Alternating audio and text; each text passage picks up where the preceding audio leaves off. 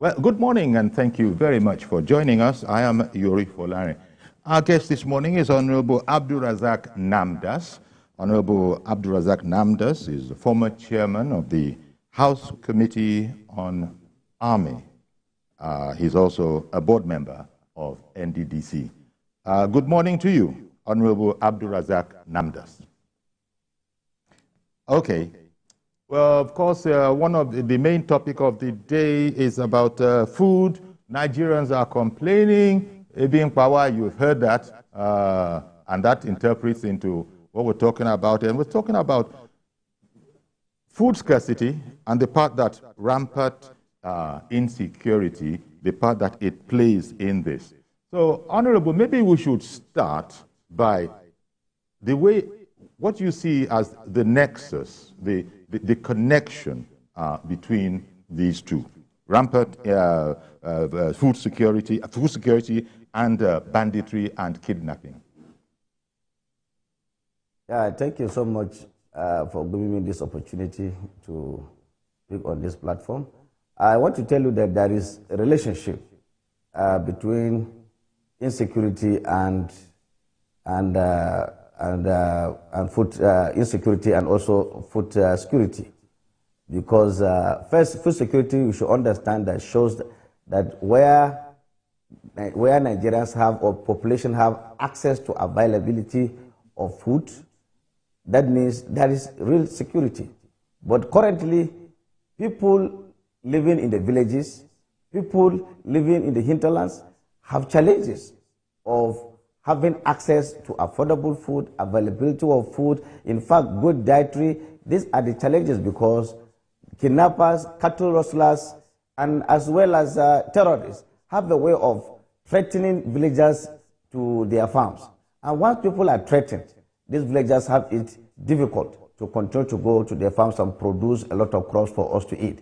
And this affects the production of food in the entire country. And thereby doing so, it affects the prices. The prices of foodstuffs continue to be on the increase. So there is this relationship. But in a situation where farmers are allowed to have access to food or to be able to farm very well, then you can find out that there will be so much food also in the market and people can have access to it. But at the moment, we have a challenge of having access to food, availability of food at the same time, and this is because of the insecurity we continue to witness. I must tell you that even in Buharis regime, and I was in the National Assembly, you could simply say that bandits will write letters to people in the villages that they have to pay taxes before they go to farms. It happens. Sometimes bandits even go there, kidnap these people, and then ask for ransom. So they create a situation of fear in the minds of people, and people literally abandon farming. So it affects general production of food and services.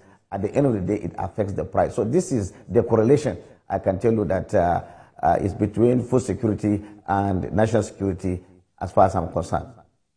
Fair enough. We sort of, it's just one needs to get it from the experts, and but because it's almost as if one can see what you've just explained. It's almost self-evident. But I introduced you as a former chairman of the House Committee on the Army, and that would have given you insights, no doubt, into the challenges, let me put it that way, because I don't want to use the word limitations of the Army. One doesn't really think of the Nigerian Army in terms of limitations, you know. Maybe, is it that we're just very proud Nigerians and we're always rooting for the Army? But as I said, with your experience in the Committee on the Army, the House Committee on the Army, what can you share with us as to why the Army, along with other security forces, have not been able to root out this menace, especially as it has now encroached upon our very personal securities in terms of food? Thank you so much. To be fair to the armed forces, the Nigerian armed forces have done their best. In fact, other security services have done their best. The problem, I think, is that we need to educate Nigerians more on the activities of the armed forces. It should be noted that the constitutional provision of the existence of the armed forces is to protect the sovereignty of the country, either in the air, inside the water, and or on land. And these are the main duties of the armed forces. However, because of the challenge of the insecurity in the country, the armed forces have been overstretched to the extent that they are almost doing police duties. And it should be understood that, people should understand that the internal security is supposed to be the responsibility of the police, not even the army. But because the army is drafted to come and assist the police in curbing some of this insecurity, people have decided to allow even the police and feel that, look, this is the job of the armed forces. I think this is why the challenge is. But the armed forces have been doing their best. Truly speaking, I think what government need to do, or what government have been doing, is that there is need to continue to train and retrain the police so that they can also help the armed forces. And because not all security challenges must be used to used by the army to dispel some of these challenges. We need also the DSS, we need the police and what have you. So there is this general feeling that the armed forces should be the only person to curb insecurity. I think that may not necessarily be right. So the police needs to also do their own part. And I can assure you that they are doing their own. What are your thoughts? Okay. What are your thoughts on efforts to bring down food prices in the situation that we find ourselves in? One idea that has been floated has been the release of grains. Maybe there's a nexus between these two ideas, and would you like to discuss it? I can't hear you well. I say, what are your thoughts on what can be done to bring down food prices? And I sort of commented that there have been a release of grains. Do you think this is going to achieve the result that the question is based on, bring down food prices? I agree with you. I think first, government has announced, and I agree, because you have to have a short-term and a long-term plans in resolving these issues.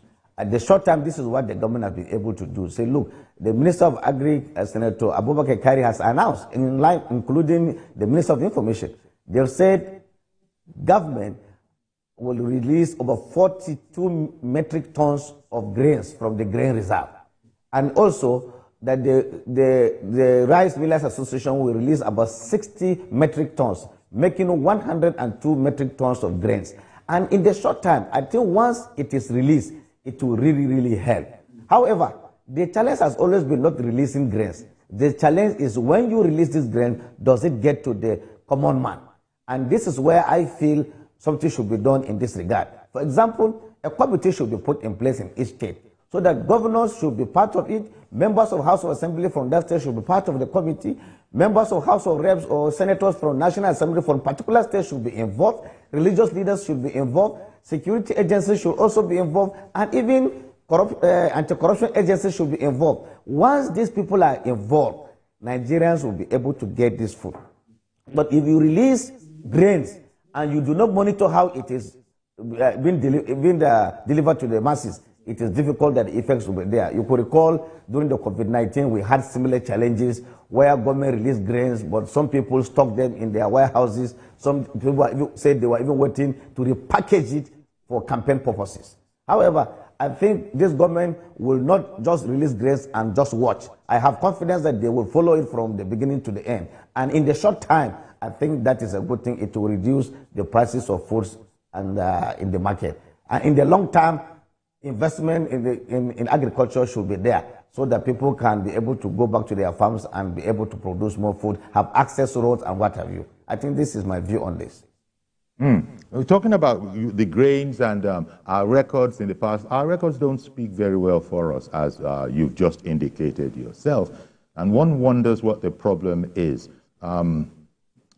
Sometimes one gets the impression of a football team, Team Nigeria, and why would the forwards or whichever winger in Team Nigeria, quote unquote, look towards his own goal and begin to seek to score there. In other words, it has been said that oftentimes we are our own worst enemy.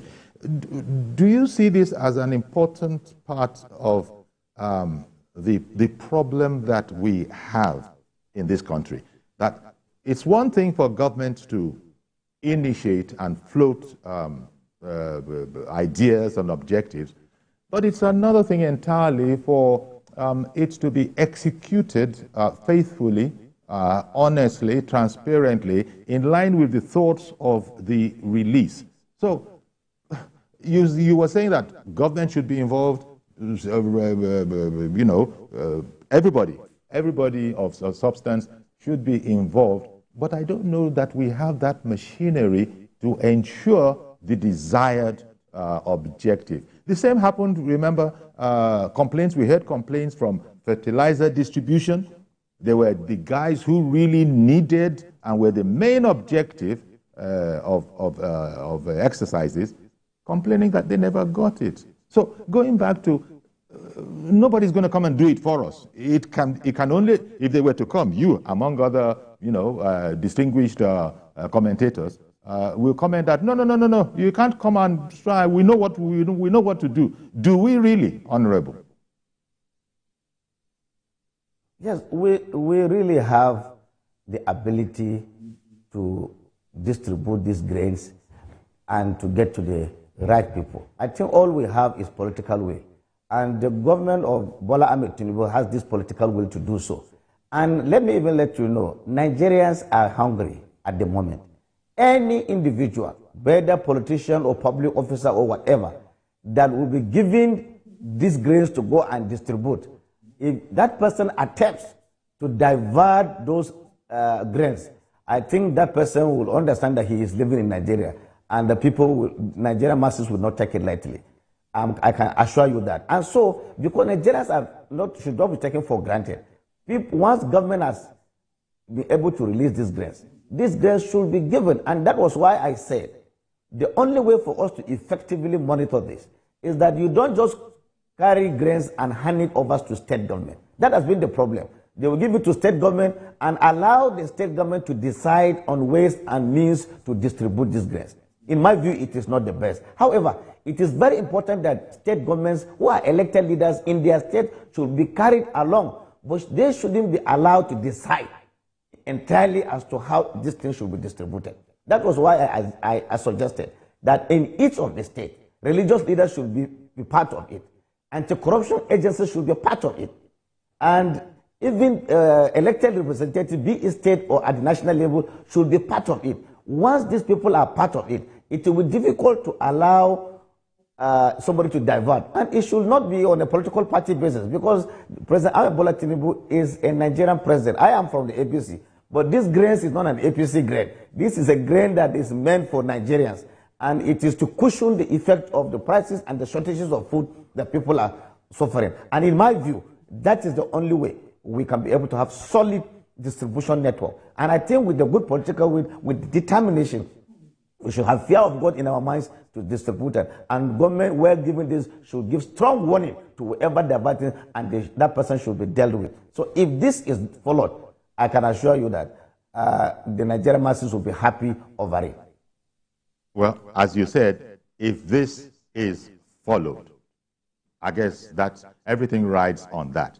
And it seems to me that you have cast a vote of confidence in those concerned to do the right thing.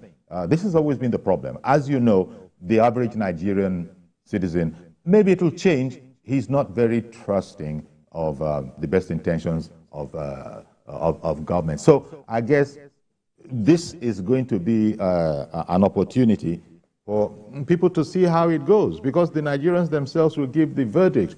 As you know, that people will say, I don't want to dwell on this too much, but the element of trust has always been a challenge, if I don't want to use the word problem. The element of trust between the governed and those people that you have said, if all of those are up and doing, then the right effect will be achieved, which is where government started from in the first place. that if we do this, it will bring this succor.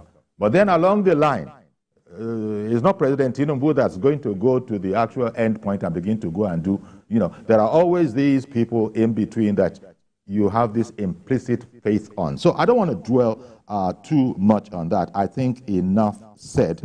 But let me now swing to, in this challenging environment, 8 months in, would you like to give me your assessment of President Bola Tinubu's administration so far, or his stewardship so far? Thank you so much. As you said, the present administration of Bola Ahmed Tinubu is only about just 8 months, and I can tell you that he started off very well. However, I think Nigerians must be patient and see how we are going to come to the end of it, because once you have a policy in place, people should understand that policies must take time to germinate, and then once it germinates, it yields results. And we are going to see the results at the end of the day. At the moment, efforts have been made to curb security challenges in the country. So much effort has been put in place. If you look at even the national budget that has just been passed in the 2024 budget, you can see the priority has also been given to health, defense, and works. And once any government that takes works, takes defense or security and health seriously, that government is likely to have good governance at the end of the day. And you can see, for the first time, the president has appointed his ministers and have told people that not only ministers, all CEOs, that look, I am not just giving you an appointment. I have an office that will monitor you. You have to sign an undertaking that you are going to do a performance bond to make sure that you produce results.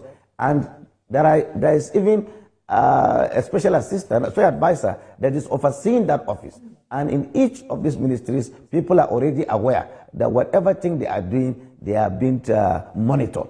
And this has given all the appointees in government to be up and doing, so that they are not found wanting, because the president has not missed his word that if you are seen not to be a performing minister, performing CEO, he is going to ask you to go away and another person will come in place. So I think we are going there. Of course, we have a lot of also insecurity challenges, but we should understand that we are living in a world that is described as a global village. So some of the crises we have is not just within the country. There are transborder criminalities that goes along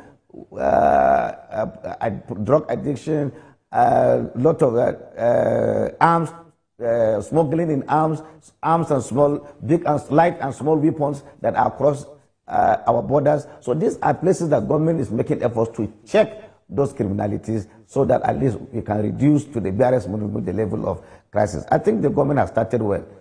We should give them time to germinate.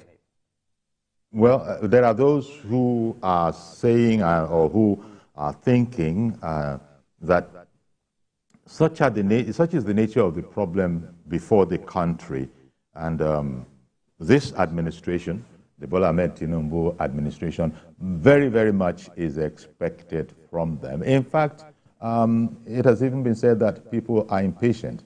Do you think, in addition to whatever the administration is sort of, operating now, teleguiding now, we've heard a number of programs, we've heard from the presidency, along the lines of what you just spoke about, maybe we might arrive at that zero tolerance for anything untoward Bola Ahmed Tinubu's objective. But there are those who are saying, perhaps if you were to take one or two things, that is the administration, and then give that full blast. Of course, you know that things like power, things like electricity power, the humongous role that can play in anything, including in security, with lighting up darknesses, and then this whole matter of challenges in the polity, businesses, people become more successful. Do you subscribe to that idea that maybe too many things are going on at the same time? And do you think Nigerians would understand if they tried to now say, look, in order to achieve focus, let's concentrate on one or 2 or 3 and just go full blast on that, then the whole populace would be sort of understanding about other things? Or do you think we don't have that luxury, that everywhere must be touched at the same time?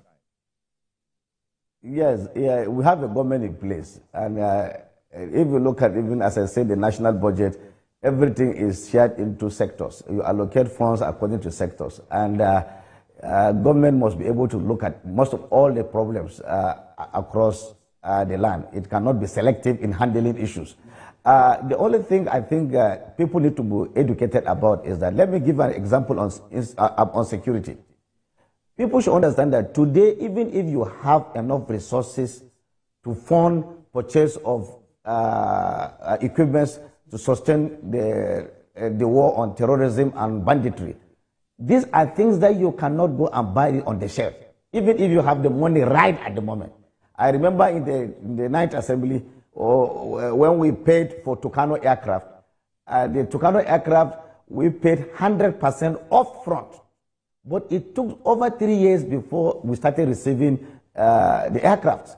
So there are things that, even if you get the money at the moment, it has to take some time before it is delivered to you. So I'm giving just an example on security. Whatever resources that this government has put in security, it will take time before the materials will arrive, before it continues to fight. There are some short-term things that they are doing at the moment, but this is how the challenge is. And the same thing with also power.